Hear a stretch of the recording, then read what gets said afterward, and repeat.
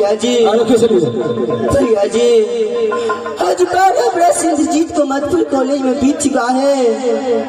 ना तो राज बाबा से चिट्ठी ना एक परवाना मधुपुर कॉलेज में आता है। भैया जी केवल एक रोज का छुट्टी दीजिए, मैं अपने माँ से मिलने के लिए राज महोबा जाऊंगा। भैया जी देखो तू तो चाचा है, जिस वक्त कॉलेज में नाम लिखाया उस दिन तेरा पिता क्या बोला था, चाचा उधर से ने क्या बोला था, जो जब तक मोहब्बा नाम का परवाना नहीं जाएगा तब तक मोहब्बा यहाँ माना है। मेरे बातों को मानो, चलो दोनों भाई मिल करके पढ़ाई करते हैं। हाँ भैया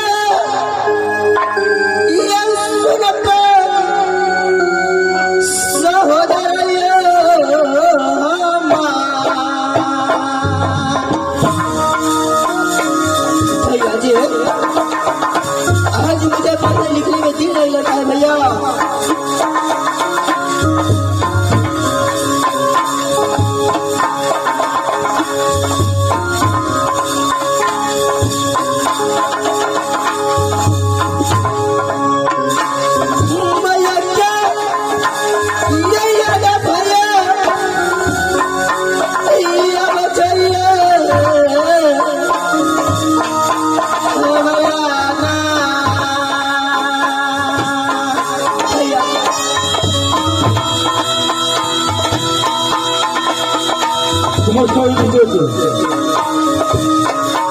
तुम मुझे ऐसा मत करो, मगर फरमाना को बहुत जाना नहीं चाहिए। मेरे बातों को मानो, यहाँ से चलो मत को कर में पढ़ाई करेंगे।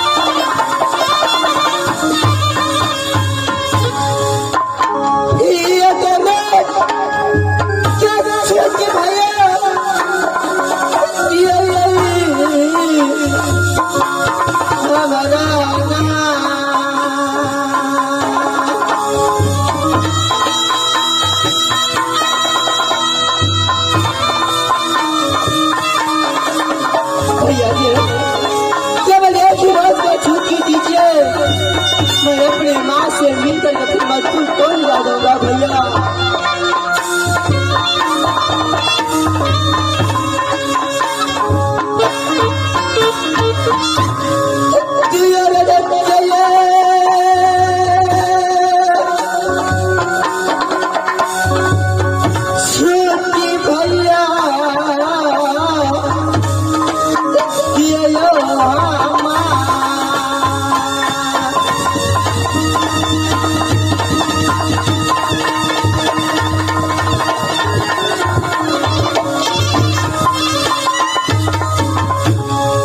देखो निजोते, अगर छोटा भाई नहीं रहता तो ताव चमेटो मारता मुखराता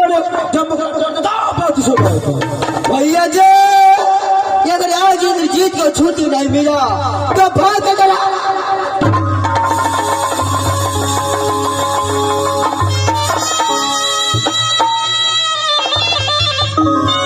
देखो तुम्हारे मैं भैया हो, मेरे बातों को मानो। जब कोई परवाना आएगा तो मोहब्बा को आवाज से भगाएंगे। सबसे पहले मधुपुर कॉलेज चलता है, परवाना आएगा उसका राज दिखा जाएगा। दोनों भाई मिल करके चलो पढ़ाई करते हैं। ठीक है भैया जी, अगर आप छुट्टी नहीं देंगे तो ठीक है, दोनों भाई मिलकर के मधुपुर कॉलेज में पढ़ेंगे। क्यों नहीं, चलना चाहिए। ठीक है भैया जी।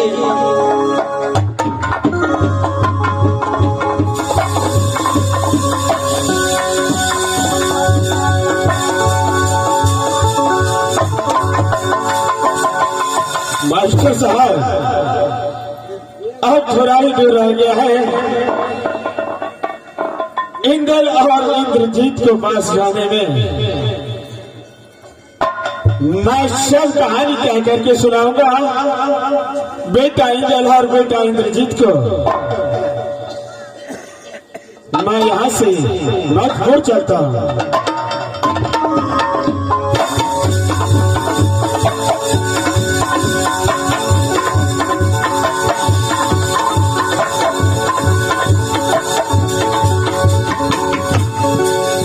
देखो इंद्रजीत, बोलिए भैया जी। आज इतवार को दिन है, चलो थोड़ा देर आराम करता हूँ, उसका बाद पढ़ाई करेंगे।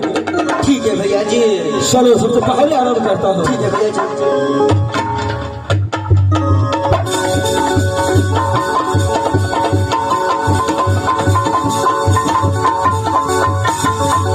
मैं इस वक्त बेटा इंद्रजीत को आवाज लगाता हूँ। अगर मेरा आवाज उनके कानों तक पहुंचा तो अवश्य रूप से बाहर आएगा।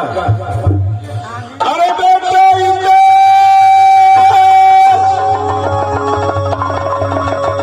बेटा इंद्रजीत,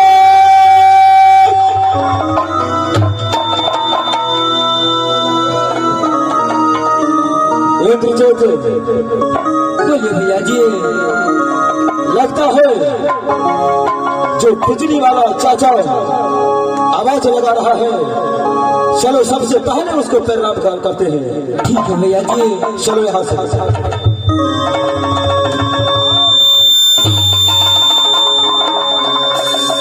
मस्त हो बेटा। अरे जैसे पानी बढ़े गंगा की, वैसे उम्र बढ़े तुम्हार। बेटा बोलिए चाचा, एक बात बताइए। बोलो। आज इतने दिनों के बाद मधुपुर कॉलेज में आए हैं, क्या मोहब्बत से कोई खबर लेकर के आया है? तो मैं अपने माँ और मैं अपने छोटा भाई पे हमेशा रोता रहता है, इसे माँ से मिलवा दूं। क्या ये खबर लेकर के आया है चाचा?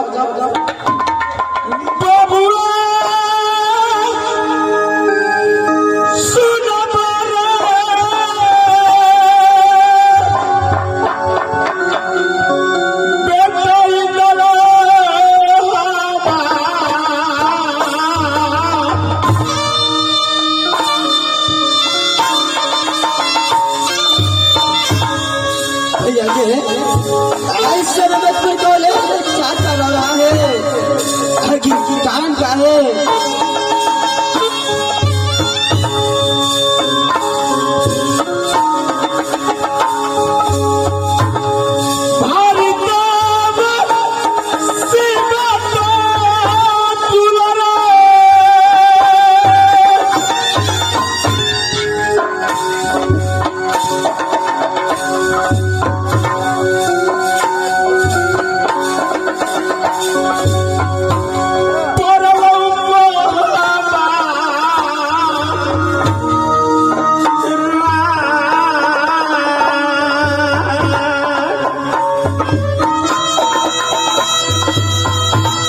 चाचा जी क्या दिक्कत हो गया है? मुझे बताओ। जो आज इतने दिनों के बाद आया है, ऐसी बात करते हैं।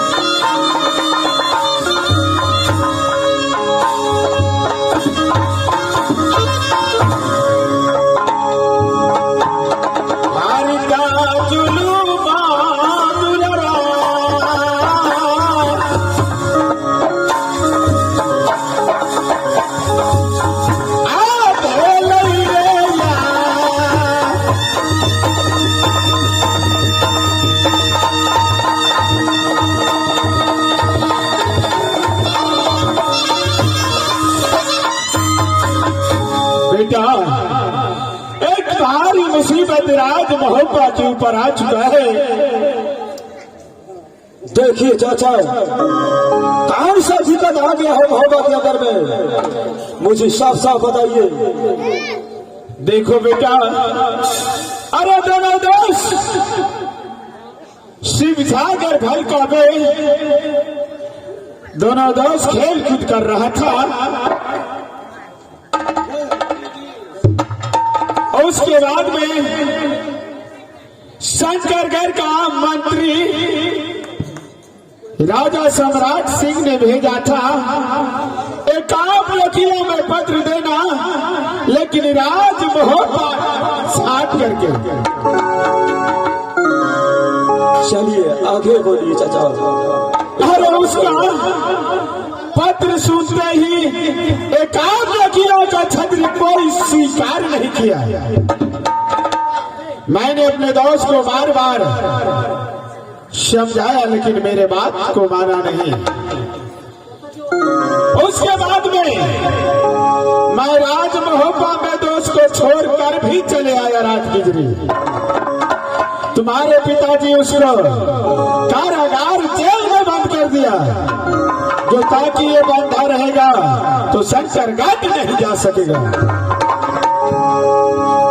एक शादी का पत्र आया था बेटा। मैंने बोला देखो मेरे दोस्त, अरे बेटा इंद्रजीत को दोनों का शादी हो चुका है। तुम तो जानते हो तुम्हारा चाचा हंठी है, क्यों नहीं? उसका नियम यही है, अरे मुख से बोली बंदूक से बोली और तीर से जो कमान छूट जाता है वो वापस नहीं आता है। राजा सम्राट की मंत्री को मैं मारपीट करके उसका पत्र छीन लिया और उसका बेटी का शादी स्वीकार कर लिया। मैं बारात ही लेकर के आऊंगा। अच्छा, तुम्हारे दोस्त से पिता लाखन सिंह किसी समय में मारा गया था। उसका एक बेटा राणा सिंह था कुमार, उसको लेकर के दोनों दोस्त गया, लेकिन वहां बेटा तुम्हारा चाचा ब्रह्मघास में फंस चुका है। क्या मेरा चाचा ब्रह्मघास से फंस चुका है? क्या नहीं? अकल रे अपनी दुलरा सही शंकर गाढ़ा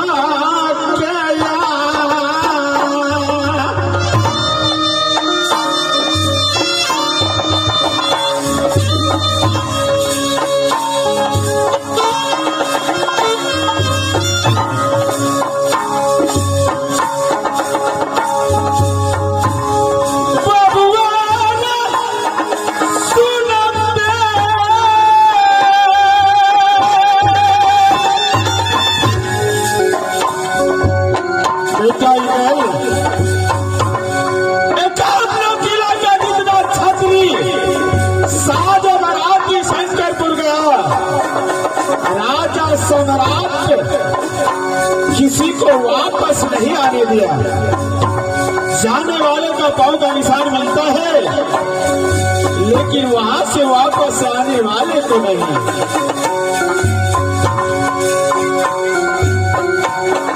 सबका बनुआ बन के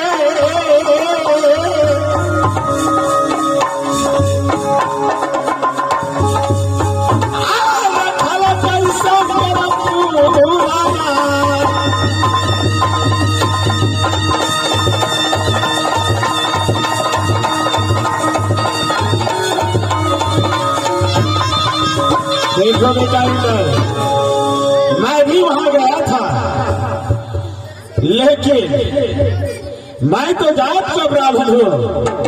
अरे जात का ब्राह्मण हूँ, अरे बुद्धिजीवी हूँ। मैं किसी तरह छटक करके मैं भाग गया वहां से। मैं अपने सगुनिया खोल करके देखा तो जितने याद है राजमहोत्सव के अंदर शंकरगढ़ जाओगे कोई भी वापस नहीं आ सकता है। मेरा कहना मानो, यहां से तुम दोनों भाई और मैं राज बनारस दादा सैयद के पास चलता हूं। क्या दादाजी जब तक नहीं जाएगा तब तक चाचा रुदल वहां से नहीं आ सकता है? नहीं बेटा, इधर तब तो फौरन चलना चाहिए। आइए कहीं रहू दादा प्राण क्यों नहीं? बचे तो शंकर धारा।